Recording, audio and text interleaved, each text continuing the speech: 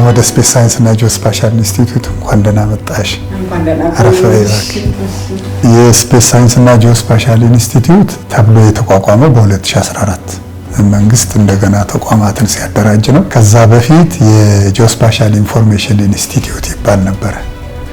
እሱኛው ከቀድሞ የኢትዮጵያ ካርታ ስራ ኤጀንሲ እሱም ኋላ ላይ የጂኦስፓሻል ኢንፎርሜሽን ኢንስቲትዩት ተብሎ ነበር። 2014 ላይ ከኢትዮጵያ ስፔስ ሳይንስ እና ቴክኖሎጂ ኢንስቲትዩት ጋር ተዋህዶ የስፔስ ሳይንስ እና ጂኦስፓሻል ኢንስቲትዩት ሆኖ ተቋቋመ ማለት ነው። የስፔሱ ዘርፍ አለ፣ ጂኦስፓሻል ዘርፍ አለ። ሶስተኛም የአስቻይ ዘርፍ የሚባል አለው። በዚህ ዘርፍ እንግዲህ ከተቋቋመበት ጊዜ አንስቶ እቅድ አዘጋጅቶ የ10 ዓመት ከዛ ላይ የየዓመቱን እያቀደ የሚሰራ ተቋም ነው። በስፔሱ ዘርፍ በአስትሮኖሚ፣ አስትሮፊዚክስ፣ በፕላኔታሪ ሳይንስ፣ በኤሮስፔስ ኢንጂነሪንግ እና በሳተላይት ኦፕሬሽን እና ሌሎችም ዘርፎች ላይ ይሰራል። በዚህ ላይ ምርምሮችን ይሰራል። ሀገር አቀፍ ደረጃ አቅም መፍጠር በዚህ ዘርፍ በስፔስም በጂኦስፓሻልም ማማከር ስራዎች መንግስትን ማማከር በእነዚህ መረጃዎች ላይ ምርምር ሰርቶ ያንን ተጠቅሞ የማማከር ስራ መስራት እና የስፔስ እና ጂኦስፓሻል መረጃ ደግሞ ማምረት። በተግባር የሚሰሩ ብዙ ስራዎች ስላሉ እነሱን ደግሞ ሰው ይኖራል የሚያስጎበኝሽ ሄደሽ እንድታያቸው ነው የምጋብዝሽ።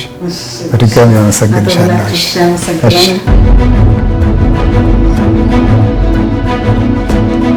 እዚህ የኢትዮጵያ ስፔስ ሳይንስ እና ጂኦስፓሻል ኢንስቲትዩት ውስጥ ከምድር እስከ ህዋ የሚል ሞቶ አለ። የምድር ላይም እንዲሁም የአጽናፈ ዓለምን ጨምሮ የህዋን መረጃዎች የሚሰበሰብበት ነው። ለዛ የሚጠቅሙን እዚህ ዋናው የኢንስቲትዩቱ ዋና መስሪያ ቤት ውስጥ ወደ 9 የሚጠጉ ሴንተሮች አሉ። ስለዚህ እነሱ ውስጥ ምን ምን ስራዎች ይሰሩ ነው የሚለው ነገር አብረን እናያለን ማለት ነው። ከዚህ እንጀምራለን። ይሄ የስፔስ ዌዘር መከታተያ ሴንተር ነው።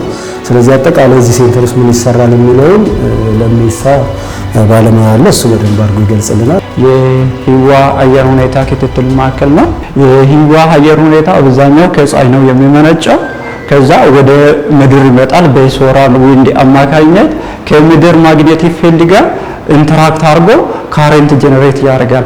ያ ካረንት ደግሞ ወደ ኤሌክትሪክ መስመሮች ወደ ትራንስፎርመሮች ፍሎ ያደርገ ትራንስፎርመሮችን ኤሌክትሪክ መስመሮችን ዳሜጅ ያደርጋል።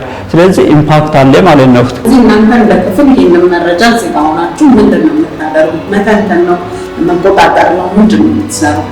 መረጃዎችን እንሰበሰባለን። አዊ ነው በጎ ሳተላይት ነው በተለያየ ዌቭሌንግስ ነው የተለያየ መረጃ ይሰጣል። ይሄ ደግሞ ከእንጦጦ ነው። ይሄም ኢንስትሩመንት አለ። እንጦጦ ግሎባል ናቪጌሽን ሳተላይት ሲስተም ነው። እንትኑ የአይኖስፌር ዲስተርባንስ ሜጀር የምናደርግበት ኢንስትሩመንት ነው።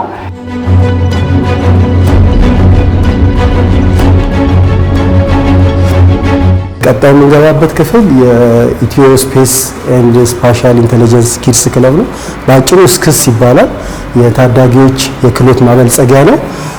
እዚህም ባለሙያ ያሉ ከኢንጂነር አላዛር ይባላሉ። የዚህ ክፍል ኮኦርዲኔተር ናቸው። ዋነኝነት የሴንተሩ ዓላማ ምንድነው?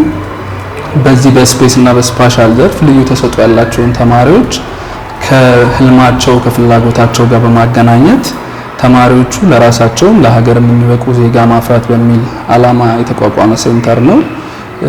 ከክረምት ስልጠናው ጎን ለጎን የተለያዩ ኢንተርናሽናል ግንኙነቶች ተቋሙ ባለው ኢንተርናሽናል ግንኙነቶች ከፋሴሳ ተቀማጭነቱን ጆሃንስበርግ ላይ ካረገ ካምፓኒ ከቦይንግ ጋር በጋራ በመሆን ለተማሪዎች በአስትሮኖሚ ላይ በኤሮስፔስ ላይ በቂ ስልጠናዎች ሲሰጥ ቆይቷል ላለፉት 2 ዓመታት። አሁንም በዚህ ዓመት ተማሪዎች እንዴት ስፔስ ሲዩት ዲዛይን ማድረግ ይችላሉ በሚል ለ3ኛ ዓመት ተከታታይ ስልጠና እየሰጠ ይገኛል ማለት ነው ለተማሪዎች። እንግዲህ ከሱ በመቀጠል እዚህ ውስጥ ስልጠና ወስደው ልጆቹን ከምንበትናቸው ሀሳባቸውን ግን ወደ ቢዝነስ እንዲቀይሩ ታስቦ የተከፈተ ክፍል ነው ማለት ፕራይቬቴሽን ኤንድ ስታርታፕ ይባላል። ስለዚህ ዩዝ አንድሮሜዳ ዳሎል አዋርድ በሚል ኢኒሺየቲቭ አዘጋጅተን እዛ ላይ ተወዳድረው አሸናፊ የሆኑት እዚህ ውስጥ ፕሮጀክቶቻቸውን የሚሰሩበት ነው። ለምሳሌ እዚህ አሁን ፍቅረ ማርያም ፒኤልሲ ብለን የሰጠናቸው ተወዳድረው አሸንፈዋል። እነሱ ድሮንን በመጠቀም መስታወቶችን ያጸዳሉ። እሳት አደጋ ከተፈጠረም ለሱም ማጥፊያ የሚሆን ድሮኖችን ነው የሚሰሩት እነሱ ማለት ነው። ከነዚህ የሄኖክ ደግሞ ሃይድሮጂንን ውሃን ተጠቅመው ከውሃ ሃይድሮጂንን ማምረት ነው እና በትንሽ በጀት ትልቅ ስራ መስራት ስለሚችሉ ይሄንን እኛ እንደ ተቋም ወስደን የመደረግ ያለበትን ነገር ሁሉ አድርገን ስፖንሰር አድርገናቸው ይሄን ወደ ገበያ ይዘውት እንዲወጡና የራሳቸውን ካምፓኒ ኦን እንዲያደርጉና እንደዚህ አይነት ሀሳብ ያላቸውን የምናበረታታበት ነው።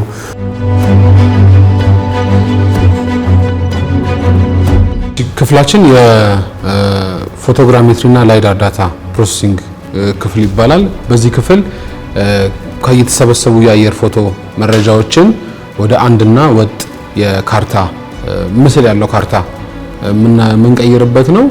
ከሌሎቹ ከጉግል እርዝም ከሚገኙ ምስሎች የሚለየው ይሄኛው በጣም አኩሬት ዳታ ነው የምናገኝበት እና እዚህ ቤት ላይ አጠቃላይ የሚሰሩ ስራዎች የነዚህን የምስል መረጃዎች የመተንተን ስራ ነው የምንሰራው ማለት ነው። የመጡትን ተነጣጥለው የመጡትን የአየር ፎቶ መረጃዎችን ወደ አንድና ወጥ ወደሆነ እዚህ ጋር እንደምትመለከቱት ወደ ሞዛይክ ዳታ እንቀይራቸዋለን። ከዚህ በኋላ የሚሄዱት ፕሮሰሶች በሙሉ ማፒንግ ላይ የምንመለከታቸው ስራዎች ከዚህ በመነሳት ነው። ይሄ እንደ ቤዝ ማፕ ያገለግላል። ከዚህ ላይ የከተማ ካዳስተር ስራዎች ይወጣሉ። ኢቭን የመንገድ ዲዛይኒንግ ስራዎች ከዚህ ላይ ይነሳሉ።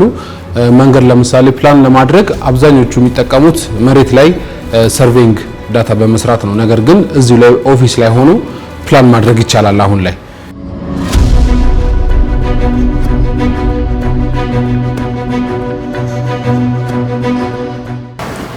እንግዲህ እዚህ የምናገኛቸው ሴንተሮች የአርባን ሞኒተሪንግ ሴንተር እና የኤስዲኤስ ስፔሻል ዲሲሽን ሰፖርት ሴንተር ናቸው ያሉት። ምን አይነት ክፍሎች ማለት ናቸው? እነዚህ አሁን አንደኛው ከሰስቴኔብል ዴቨሎፕመንት ጎል ጋር የተያዙ ስራዎችን የምንሰራበት ነው።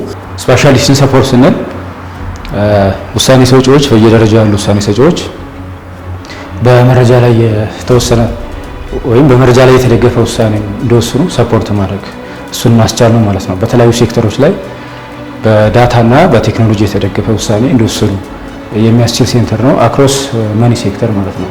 የሀገራችን ላንድ ዩዝ በምን ያህል ሬት እየጨመረ ነው እየቀነሰ ነው የሚለውን ያጠናንበት ነው ማለት ነው። ለምሳሌ ፎረስት እየጨመረ ነው፣ ክሮፕላንድ እየጨመረ ነው፣ ቢውልታፕም እየጨመረ ነው። ሶ እዚህ ጋር ያሉት የላንድ ከቨር ታይፖች ከቢውልታፕ በስተቀር ለግሪን ሃውስ ጋዝ ኤሚሽን በጎ ተጽዕኖ ነው ያላቸው ማለት ነው። ሶ ካርቦን ሽያጭ የሚባለው አንዱ ፓራሜትር ይሄ ነው። ከዚህ ነው ካልኩሌት የሚደረገው አንዱ ማለት ነው።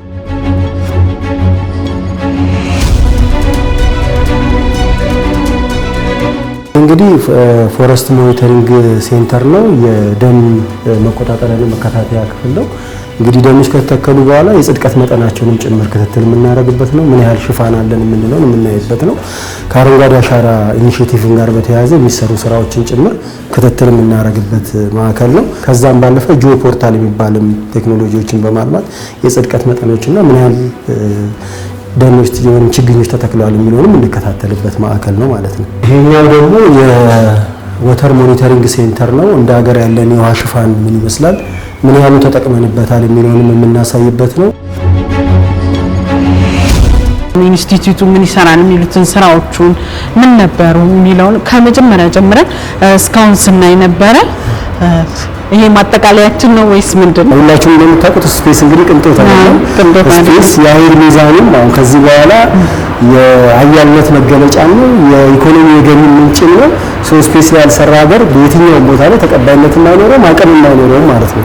ስለዚህ ስፔስ ላይ መስራት ግዴታችን ነው። አሁን አዳዲስ ትውልዶች እየመጡ ነው፣ ትላልቅ ጥያቄዎችን እየጠየቁ ነው የሚገኙት። ለእነሱ ምላሽ የሚሆን ነገር ትልቅ ጅምሮች አሉ ማለት ነው። በሀገር ደረጃ እንደ ሀገር 2 ሳተላይቶችን ላውንች ማድረግ ችለናል። በሌላውም በጂኦስፓሻል ዘርፍ ኮርስ የተሰኘውን አዲስ ቴክኖሎጂ ወደ ሀገራችን ለማስገባት ስራዎችን ቀለል እያደረግን ነው የምንገኘውና የዲጂታል አድሬሲንግ ሲስተሞችን በርካታ ስራዎች እየተሰሩ ነው የሚገኙትና እንደ ተቋም የአስቻይነት ሚናችንን ዘርፉን ለማሳደግ የሚገቡ ስራዎችን እየሰራን እንገኛለን። ለመጪው ትውልድ ለቀጣዩ ትውልድ ተስፋ እየሆንን እንገኛለን።